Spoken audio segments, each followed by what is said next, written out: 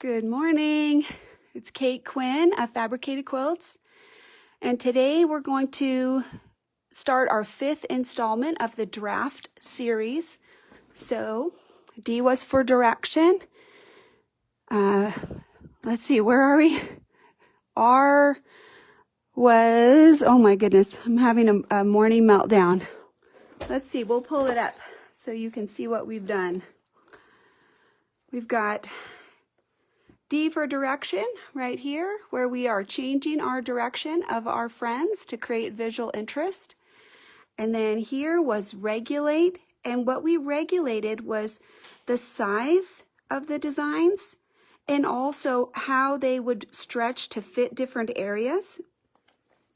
And then the next one that we did, A was for accentuate, and that was our beautiful triangles where we emphasized the triangle shape by adding more triangles, and then we did some development with feathers. Then we did, let's see, A for accentuate, frame. So we did actually 2 different frames on here. We put this kind of a random frame in here with a little bit of random fill, and we did some pebble development, and this was the bracket frame right here. All right, and then T for today is going to be transitions, and I'm going to grab a little scrap, and also here's my design. So let's talk about transitions and what that means. Hi Sandy, bonjour Marie. Hi guys, it's great to have a couple people here. I'm glad you could make it. So here's where we are with the transitions. I'm going to bring it up a little closer. And this is quite small, and you don't need to make it quite so small, but let's get in a little closer so you can see the detail. So there's 3 different designs, very simple, just a zigzag. This one is a little bit more challenging because you've got to travel back, but you don't have to travel on the line. You could literally travel back not on the line. So I'll show you both of those. And then just a simple wiggle. So there's nothing complicated about these designs. And what we're going to do is just talk about ideas for how you would transition from one idea to the next. And one of the most fun and interesting play things that you can do is simply count. You can count for 2 seconds or 3 seconds, and then 5 seconds, and then 3 seconds, and then 5 seconds. And what that allows you to do is it forces your brain to think about what comes next and to be preparing for the transition. So let's go ahead, we'll just put it on this little scrap that we have, and we'll just show you those couple of designs. And then I've got a little trunk show sample that we'll share with you afterwards.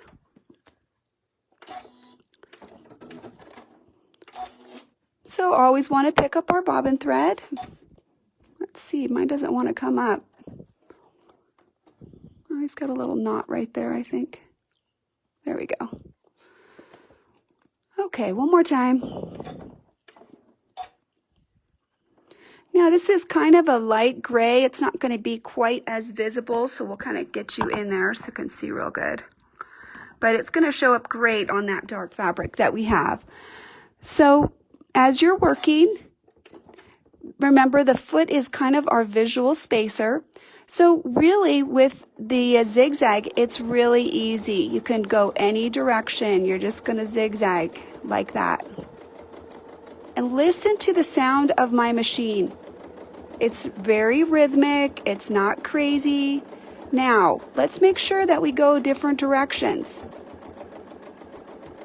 Okay? And count 1, 2, 3. Now change directions. Now change another way. Kind of put them at a slant. We'll go this way.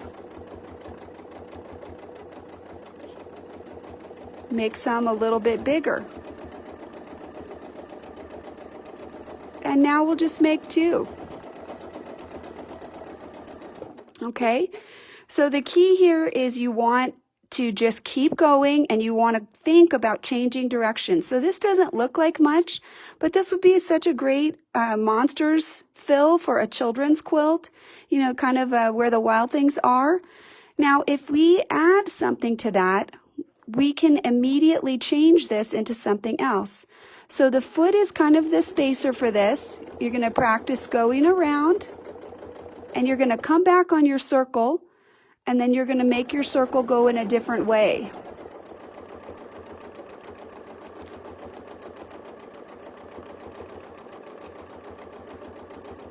How far you travel back determines where you're going to end up. So you can always manipulate this fill in order to move around. So if I needed to come back and fill right on this side, as I travel back, I might travel back a little further. So here I can bring this one in to fill in that space. And then if I wanted to go over here, I would travel further and I would go this way. If I wanted to travel on this side, well, it looks like I'm already ready. I can immediately travel back a little bit and I can put this one in here. And I can go this way. With this one, you're going to get a better look if you're constantly changing directions. Because if you start doing them all the same direction, they start kind of coming in on themselves. So here we'll go the other way. Come around. Now, like I said, this one can be a little tricky if you're trying to come back right on the same line. And I think this is good for practice because it develops that skill of back stitching across an existing line. But you don't have to come back on the same line. You can come out and then you can just wing back. And then you can come out and wing back. And where you stop, that's up to you.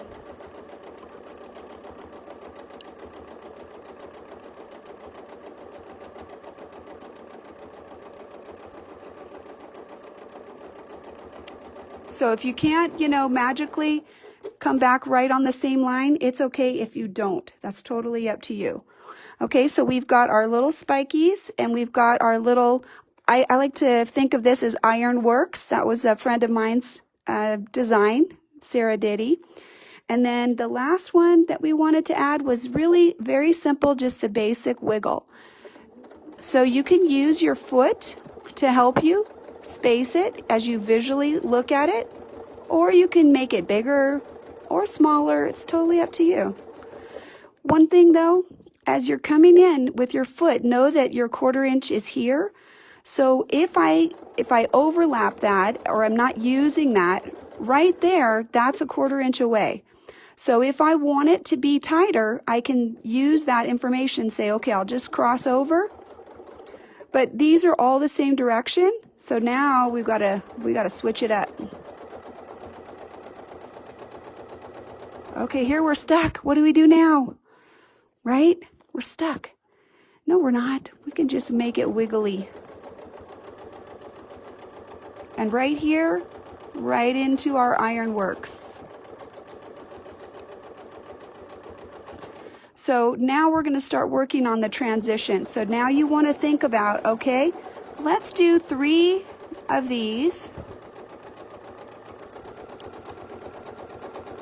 And now we're going to go spiky. And we'll change directions because we can. And now maybe we'll fill in with our curves right here. Because we have a tight space right there, we'll make a little one. And we'll just wiggle out. And now we can start our little curves.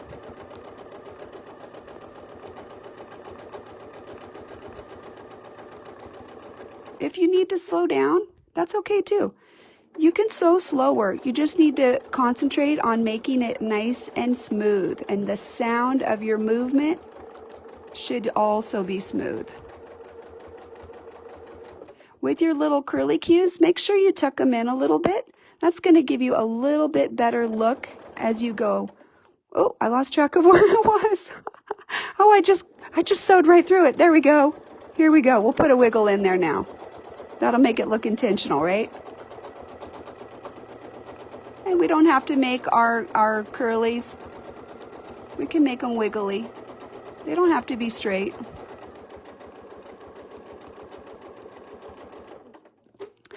So this is really an important skill because a lot of times when we're working with free motion, it requires us to think ahead.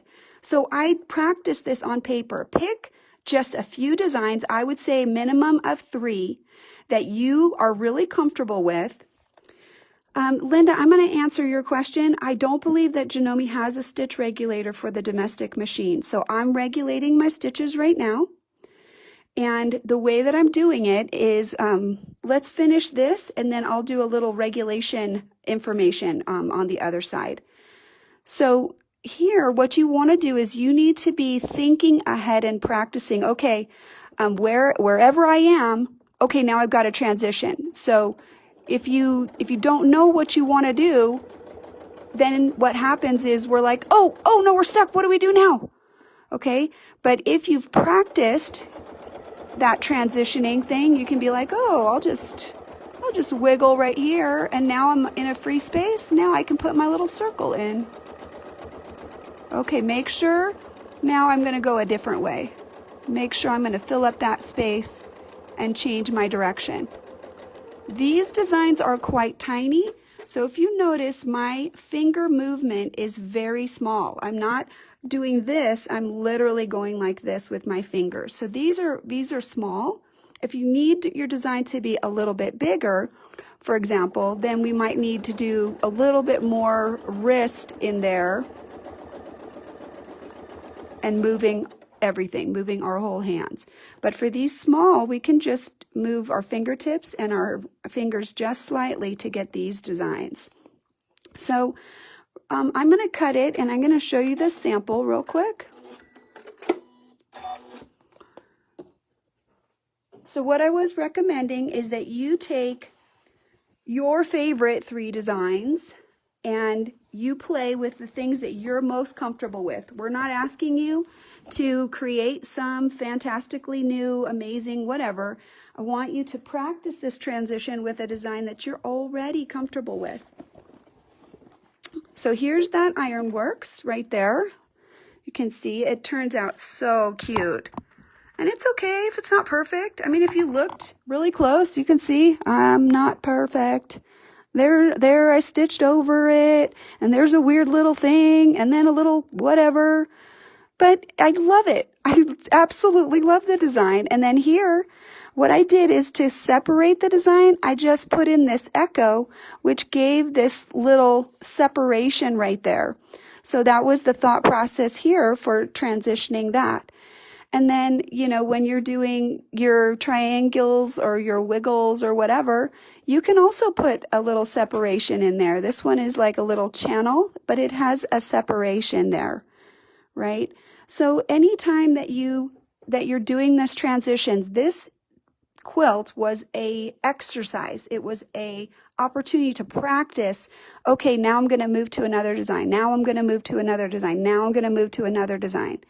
And I didn't worry too much about, oh, does this design fit perfectly? Or does it, you know, is it exactly how it should be? No, I kind of let it be its own little thing and just kept moving and changed sizes. Here's a good example of making the design change sizes. You can see that these little clamshells are kind of big and then they fade off. So this creates directionality because as things get further away, they get smaller. So this creates the illusion of distance right here. So if you wanted to try something like this, you can take a piece of fabric that has some patterning, you know, some like not landscape per se, but a heavily printed piece, and then just put some blank fabric. And you can see here, I tried to make this appear as if this design continued right there, you know, and there is a little break right there. So that was the frame, but I made this look as it came from under and it came on top of this frame and then it exploded out of the picture. And so you can see here as well, you've got that same idea. And then taking some of these type of things and just putting them in a random place, right? So we took this idea from the print itself So here's the print idea.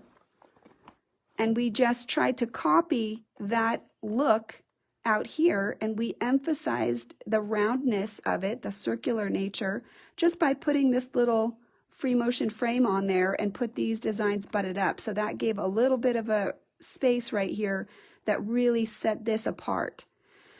So I encourage you to just, you don't have to make it big, just like a 10-inch square with maybe a 6-inch frame or something like that. And that's an opportunity for you to fill in. Now let's talk about thread really fast.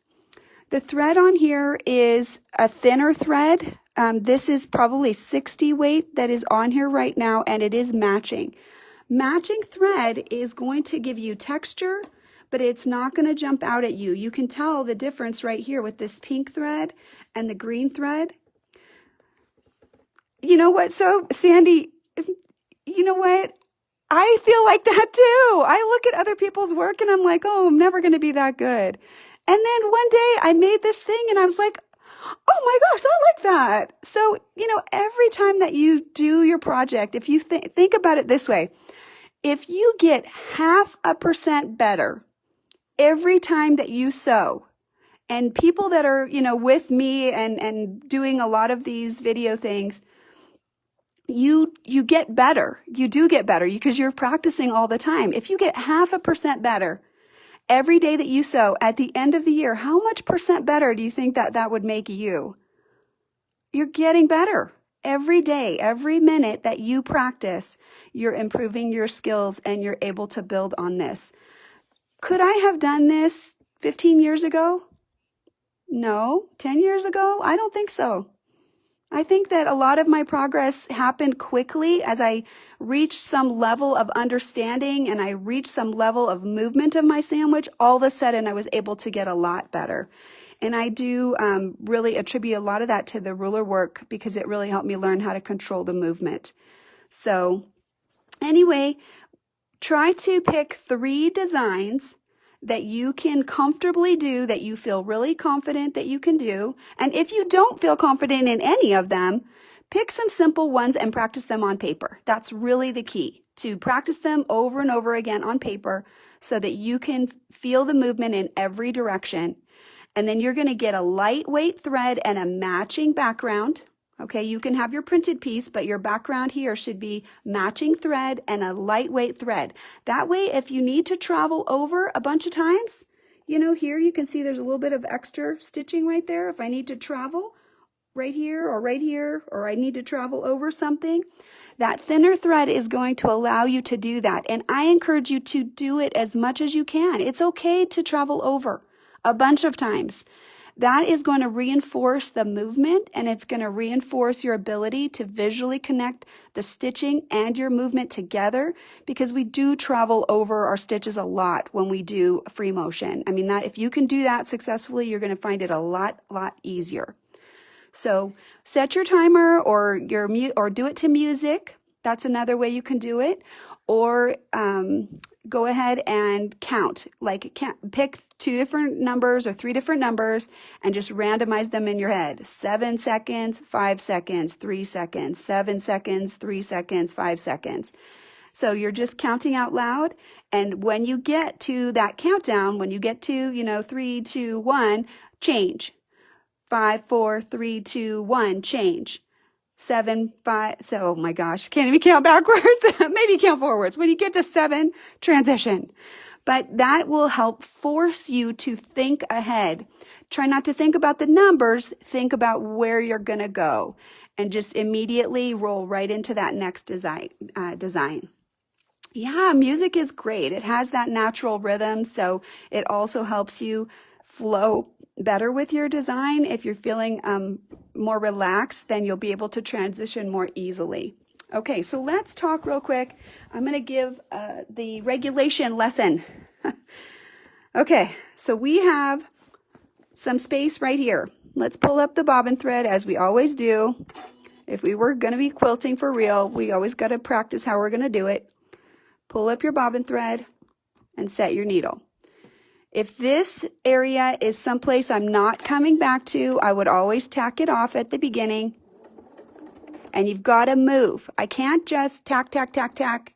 I have to tack, tack, tack, tack, okay? If you don't move, those knots are going to stack right up on top of each other and be very unsightly. Just a tiny bit of movement prevents that. So as we're stitching, if you sew zigzag and circles, that's the key here. We're gonna just do some of that. Actively change directions. Physically think, okay, I'm moving that way. Don't do it casually, because if we just go like, oh yeah, blah, blah, blah, you know, you're not going to get the sharp point, okay? You want to actively think, I'm going to change my directions. Take a hesitation right at the change. There's a little exhale right there at those points. As we are going, listen to my machine right now. I'm going to put mine at full speed, right? Oh my gosh, doesn't that just make you have a heart attack? It's so anxiety producing. It just makes me crazy. So I don't piece like that. The sound that I like when I piece is more like this.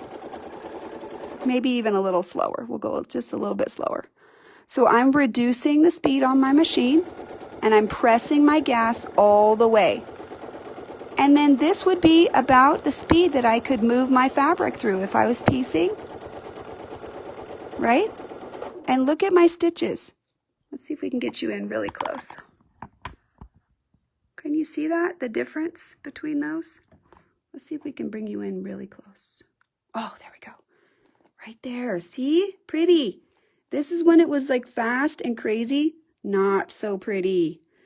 So what you're trying to do is listen to your machine. One of the things that I think is really important is you have to make the machine match you, not you match the machine, right? Because what happens is we already have a comfortable rhythm for ourselves. We know what we feel comfortable with. If you've pieced at all for a year even, you know how fast the fabric can move, that you can control it. And you know when it's going too fast, you're like, oh, makes you jump. But if you listen to this sound, this is where if I press my gas all the way, I'm comfortable right there. I can control the design. I can move without feeling anxious. It doesn't generate any tension in my neck. And I feel like I don't have to decide so quickly what comes next, because it's not running away from me. I control the design. It's not controlling it for me. Okay? And that's what happens. If you are going too fast, if the machine is taking too many stitches, then you don't have time to think. So let me show you one more thing. So we've slowed our machine down, right?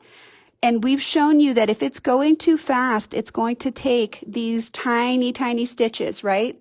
So if it's tiny, you need the machine to go slower. But what if your machine is going really slow? Let's try that. Okay, if I'm trying to push my fabric right here along, and it's going this slowly, not only is it taking gigantic stitches right there, but the needle is pinning the fabric. So when I try to push against it to move, the needle is still holding the fabric longer than if it was coming up and down faster. So if I'm pushing it, I'm actually pushing against the needle half the time, which also is not good for your stitch quality. So what you want to do is find that sweet spot, that sound.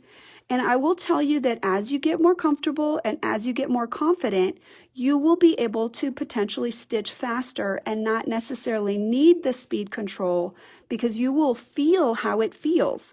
But initially, a good way to get that feel is to slow the machine down to the sound that is very much the same as when you're piecing. So you can literally put your piecing foot on there, listen to your machine, find the speed at full speed where you can press the gas all the way, set that speed, and then put your ruler foot on. And then I want you to try that. So you want to make sure that the machine is matching you, not the other way around. And then the key to making that work is once you find that, you can't change. Okay, I mean, you could change a little bit, but you can't, don't try to race the machine. Don't try to keep up with it. Don't try to, go slower. You've got to keep that same rhythm just that you've set so that you can have a beautiful stitch and be successful. Alrighty, guys, I want to also just give a quick salute to Remembrance Day for September 11th. And I hope that you guys have a wonderful weekend, that you are, safe and creative and have people around you that are supportive. I hope you have a wonderful day and happy quilting. So we're going to let you go. If there's any questions, I'll check the feed and I'm happy to answer that. You can post your questions there, but I got to go check my food, which is just coming out of the oven. So have a wonderful day, guys. Bye-bye.